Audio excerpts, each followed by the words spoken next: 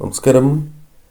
സാക്ഷാൽ ഗുരുവായൂരപ്പൻ്റെ കടാക്ഷം, ശ്രീകൃഷ്ണ ഭഗവാന്റെ അനുഗ്രഹം ഒരു വ്യക്തിയിലേക്ക് കടന്നു വരുമ്പോൾ അവർ ഭഗവാനിലേക്ക് കൂടുതൽ അടുക്കും.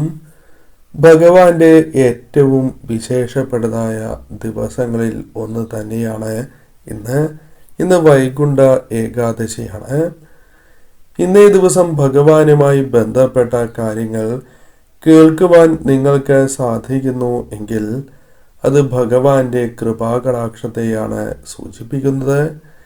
ഇന്നേ ദിവസം ഭഗവാന്റെ അനുഗ്രഹം നിങ്ങളിലേക്ക് കടന്നു വന്നു എന്നും അർത്ഥമാക്കാം.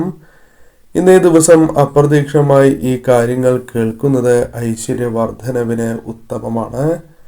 ഗുരുവായൂരപ്പൻ്റെ കഥകൾ പറയുക എന്നത് ഭാഗ്യം തന്നെയാണ്.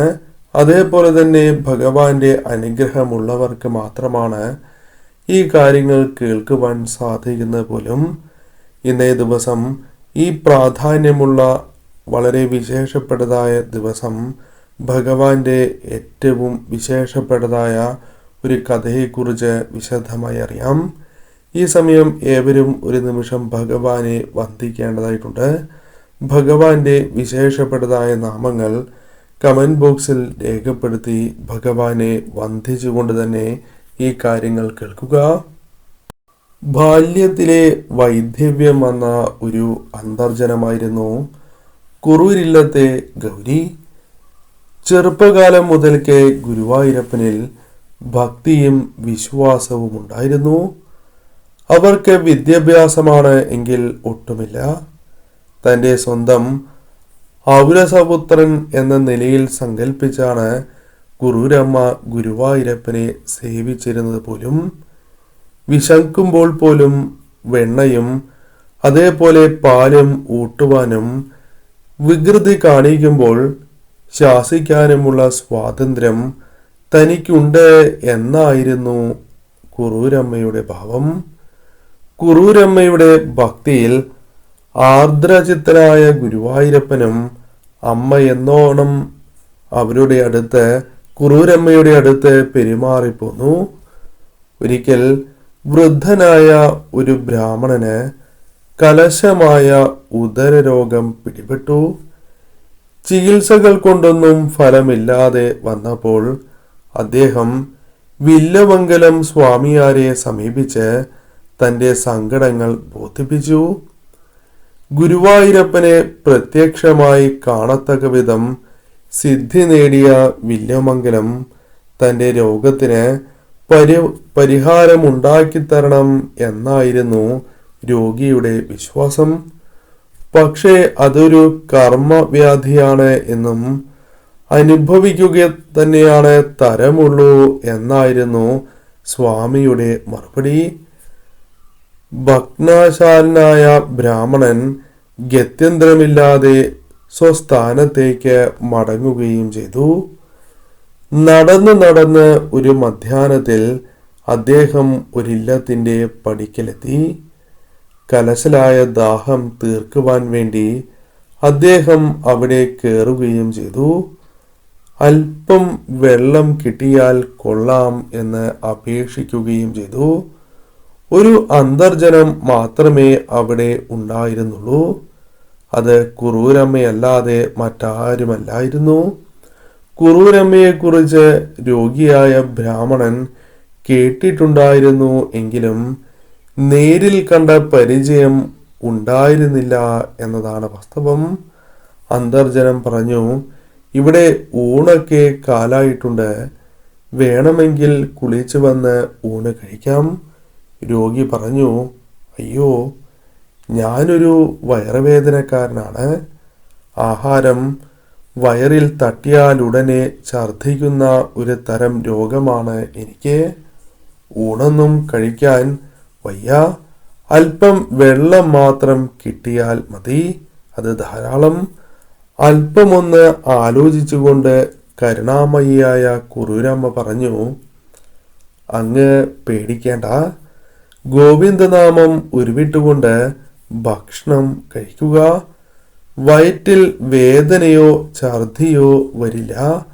ഈ പറയുന്നത് ഗുരുവായൂരപ്പനെ സാക്ഷിയാക്കിക്കൊണ്ടാണ് എന്ന് കുറൂരമ്മ പറയുകയും ചെയ്തു. കുറൂരമ്മ എന്ന് കേട്ടപ്പോൾ തന്നെ രോഗിക്ക് ആ വാക്കുകളിൽ വിശ്വാസം ജനിക്കുകയും ചെയ്തു. പക്ഷേ വില്വമംഗലം പോലും കൈവിട്ട തനിക്ക് ഈ രോഗം മാറുകയോ അതുണ്ടാവില്ല എന്ന് അദ്ദേഹം ഉറപ്പിച്ചു. എങ്കിലും പരീക്ഷിച്ചു നോക്കാം എന്ന് കരുതി കുളിച്ചു വന്ന് ഗോവിന്ദനാമം ഉച്ചരിച്ചുകൊണ്ട് ഭക്തിയോടെ ഇരുന്ന ബ്രാഹ്മണന് ഗുരുവായൂരപ്പൻ തൻ്റെ കളിക്കുഞ്ഞിനെ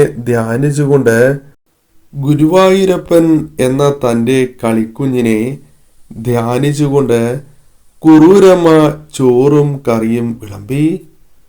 ആദ്യത്തെ ഉരുള അകത്ത് ചെന്നപ്പോൾ തന്നെ ബ്രാഹ്മണന് അതിയായ ആശ്വാസം തോന്നി തുടങ്ങി. അദ്ദേഹം ഭക്ഷണം കഴിക്കൽ തുടർന്നു. എന്തിനേറെ വയറു നിറയെ ഭക്ഷണം കഴിച്ചെഴുന്നേറ്റ അദ്ദേഹത്തിന് ഒരു അസ്വാസ്ഥ്യവും തോന്നിയില്ല എന്നതാണ് വാസ്തവം. കുറൂരമ്മയുടെ ദൃഢമായ വിശ്വാസം തന്നെയാണ് അദ്ദേഹത്തെ രക്ഷപ്പെടുത്തിയത്. എങ്ങനെയാണ് തൻ്റെ നന്ദി പറയേണ്ടത് എന്ന് അദ്ദേഹത്തിന് അറിവ് ഉണ്ടായിരുന്നുമില്ല. ആ ഭക്തിയെ സാഷ്ടാംഗം നമസ്കരിച്ചുകൊണ്ട് തന്നെ ഗുരുവായൂരപ്പനെ ധ്യാനിച്ച് ഗോവിന്ദനാമം ജപിച്ച് അദ്ദേഹം സ്വഗൃഹം പോയി. തൻ്റെ ഭക്തന്റെ വാക്കുകൾ സത്യമാക്കി തീർക്കാൻ ഗുരുവായൂരപ്പൻ എന്തെല്ലാം അത്ഭുതങ്ങൾ കാണിക്കുന്നു എന്ന് തന്നെ ഈ ഒരു കാര്യത്തിലൂടെ, ഈ ഒരു കഥയിലൂടെ നിങ്ങൾ മനസ്സിലാക്കേണ്ടതുമാണ്. ഭഗവാൻ നിങ്ങൾക്കൊപ്പം എപ്പോഴും ഉണ്ടായിരിക്കുകയും നിങ്ങൾക്ക് വേണ്ട എല്ലാ കാര്യങ്ങളും അത് കൃത്യമായ സമയത്ത് നിങ്ങളിലേക്ക് ഭഗവാൻ കൊണ്ടുവരും എന്ന് തന്നെയാണ് ഇതിലൂടെ അർത്ഥമാക്കുവാൻ സാധിക്കുന്നത്. മനസ്സിൽ പലവിധ വിഷമതകളിലൂടെയും അല്ലെങ്കിൽ പലവിധ ആകുലതകളിലൂടെയും കടന്ന് പോയിക്കൊണ്ടിരിക്കുന്ന നിങ്ങൾക്ക് ഇന്നേ ദിവസം അഥവാ ഈ വിശേഷപ്പെട്ടതായ ദിവസം ഈ ഒരു കാര്യം കേൾക്കുവാൻ സാധിച്ചു എങ്കിൽ അത് മാറ്റത്തിൻ്റെ ഒരു തുടക്കമായി തന്നെ പരാമർശിക്കുവാൻ സാധിക്കും. നിങ്ങൾ തീർച്ചയായും ഇന്നേ ദിവസം ഭഗവാനെ ആരാധിക്കേണ്ടത് അനിവാര്യമാണ്. 2 നേരവും ഭഗവാനെ ആരാധിക്കണം. 2 നേരവും വീടുകളിൽ വിളക്ക് തെളിയിച്ച് ഭഗവാന്റെ വിശേഷപ്പെട്ടതായ നാമങ്ങൾ ജപിക്കുക. തീർച്ചയായും നിങ്ങൾക്ക് ജീവിതത്തിൽ എന്താണോ ലഭിക്കേണ്ടത് അത് ഭഗവാനായി തന്നെ കൊണ്ടുവന്ന് തരിക തന്നെ ചെയ്യും. നിങ്ങൾക്ക് അവസരങ്ങൾ ഭഗവാൻ കാട്ടിത്തരിക തന്നെ ചെയ്യും. ഭഗവാന്റെ അനുഗ്രഹമുള്ളതിനാൽ ഈ കാര്യങ്ങൾ കേൾക്കുവാനും ഭഗവാൻ നിങ്ങളിലേക്ക് പകർന്ന് നൽകുന്ന ആ പോസിറ്റീവായ ഊർജം നിങ്ങളിലേക്ക് പ്രവേശിക്കുവാനും സാധിച്ചിരിക്കുന്നു എന്നതാണ് വാസ്തവം. ജീവിതത്തിൽ ഇത്തരം കാര്യങ്ങൾ തുടർന്നുകൊണ്ടേയിരിക്കും. അതായത് കൃത്യമായ സമയത്ത് ഭഗവാൻ നിങ്ങൾക്ക് ആവശ്യമുള്ള കാര്യങ്ങൾ നൽകിക്കൊണ്ടേയിരിക്കും.